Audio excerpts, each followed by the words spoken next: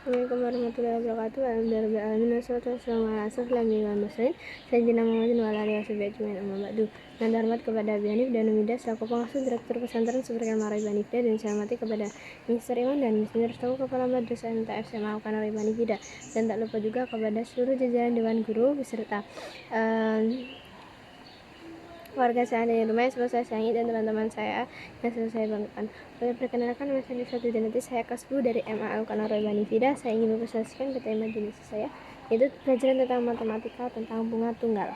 Nah, bunga adalah jasa dari simpanan atau pinjaman jangka yang dibayarkan pada akhir suatu jangka waktu yang ditentukan. Dan bunga merupakan penambahan modal pokok yang dihitung berdasarkan persentase suku bunga dan lama waktu modal dan pokok tersebut diinvestasikan. Dan besar bunga dirumuskan B sama dengan MO dikali I. Dengan MO itu merupakan modal awal, I merupakan suku bunga dalam persen. Jadi dalam bentuk I itu dalam bentuk persen ya teman-teman.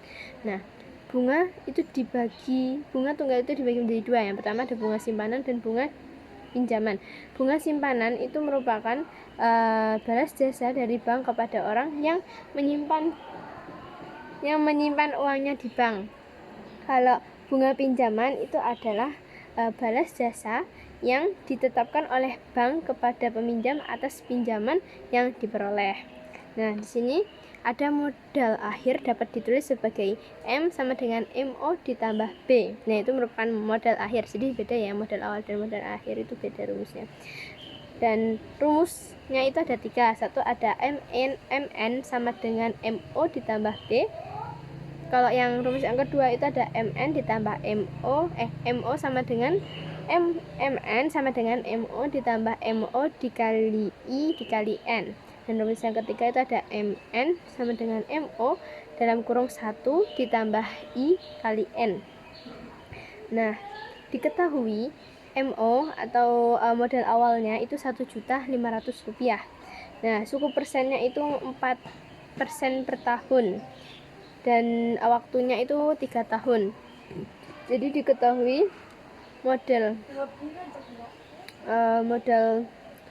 PNMN modal akhirnya itu kan yang ditanyakan modal akhir ya, karena modal awalnya sudah ada tadi. Nah, kita masukkan rumusnya, yaitu yang B sama jadi rumus awalnya rumusnya kita pakai rumus ini.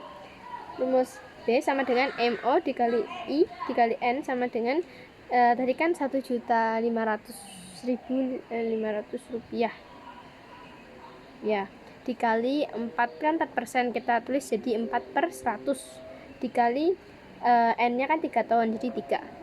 Nah, yang 100 itu dicoret nolnya itu dicoret jadi menjadi angka 1.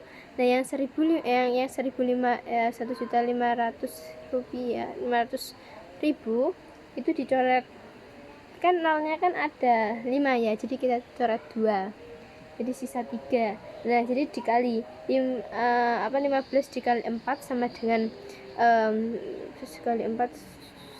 60.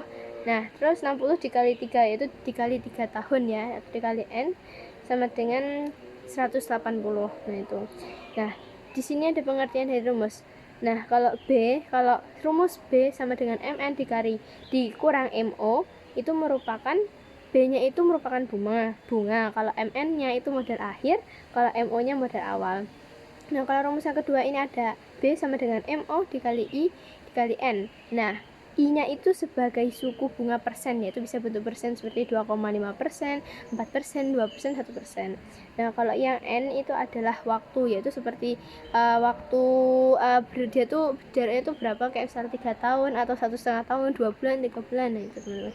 Oke, cukup sekian dari saya. Apabila ada salah kata, saya mohon maaf sebesar-besarnya. Saya akhiri. Wabillahi taufiq wal hidayah. Wassalamualaikum warahmatullahi wabarakatuh.